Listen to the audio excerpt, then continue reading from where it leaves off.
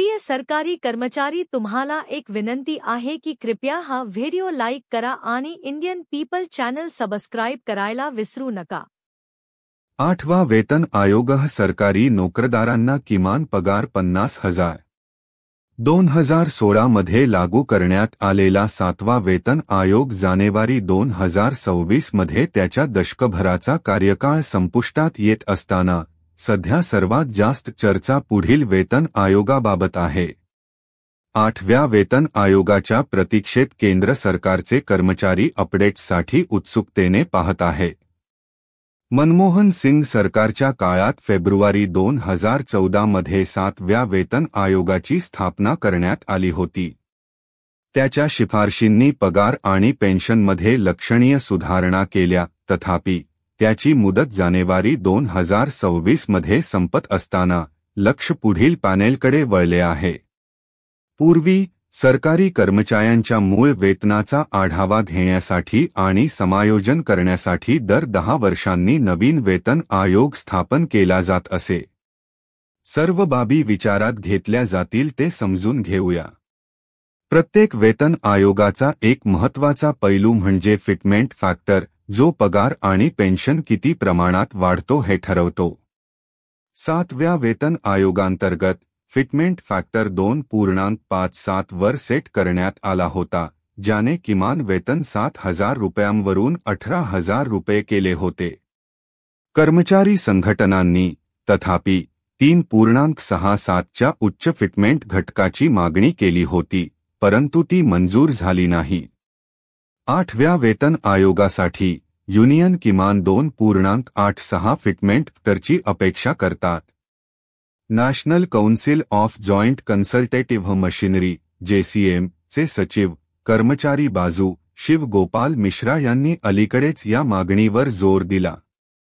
2.86 fitment factor स्वीकारल्यास पगार आणि पेन्शनमध्ये भरीव वाढ होऊ शकते। सरकारी कर्मचाऱ्यांचे किमान वेतन सध्याच्या 18,000 रुपयांच्या तुलनेत 51,480 रुपयांपर्यंत वाढू शकते। त्याचप्रमाणे पेन्शन 25,740 रुपयांपर्यंत वाढू शकते, 9,000 रुपयांवरून लक्षणीय उडी।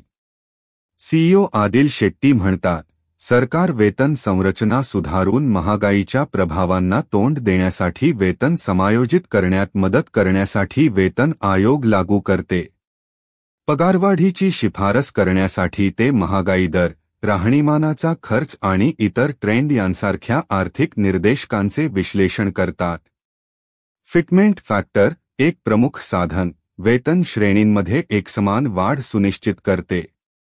हे पद्धतशीर समायोजन केंद्र सरकारच्या कर्मचाऱ्यांची क्रयशक्ती टिकवून ठेवते, ज्यामुळे त्यांना वाढता खर्च भागवता येतो।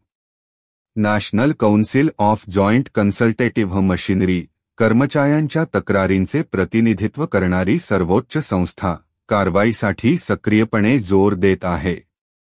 जुलै 2024 मध्ये आयोगाची स्थापना करण्यासाठी त्वरित पावले उचलण्याची विनंती करणारे निवेदन सादर केले। ऑगस्ट 2024 मध्ये आणखी एक अपील करण्यात आले। कर्मचारी संघटनांनीही या महिन्याच्या सुरुवातीला वित्त सचिवांकडे हा मुद्दा उपस्थित केला होता। सुरळीत पगार आणि पेन्शन समायोजन सुनिश्चित करण्यासाठी वेळेवर अंमलबजावणी करण्याच्या गरजेवर त्यांनी भर दिला। जुलै 2024 मध्ये सादर करण्यात आलेल्या केंद्रीय अर्थसंकल्प 2024 च्या आधी 8व्या वेतन आयोगाच्या स्थापनेची अटकळ शिगेला पोहोचली होती। मीडिया रिपोर्ट्सने असे सुचवले आहे की केंद्र अर्थसंकल्पीय अधिवेशनादरम्यान पॅनेलची घोषणा करू शकते। मात्र अशी कोणतीही घोषणा न केल्याने कर्मचारी स्पष्टतेच्या प्रतीक्षेत होते। 7व्या वेतन आयोगाची मुदत 2026 मध्ये संपत असताना पुढील आयोग स्थापन करण्याचा दबाव वाढत आहे। फिटमेंट फॅक्टर आणि त्याचा पगार आणि पेन्शनवर होणारा परिणाम चर्चेच्या अग्रभागी राहतो। सध्या केंद्र सरकारी कर्मचारी केवळ आशा करू शकतात की केंद्र त्यांच्या मागण्यांना प्राधान्य देईल आणि प्रक्रिया लवकरच सुरू करेल। भारतातील सरकारी पगार आणि पेन्शनचे भविष्य घडवण्यासाठी पुढील काही महिने महत्त्वाचे ठरू शकतात.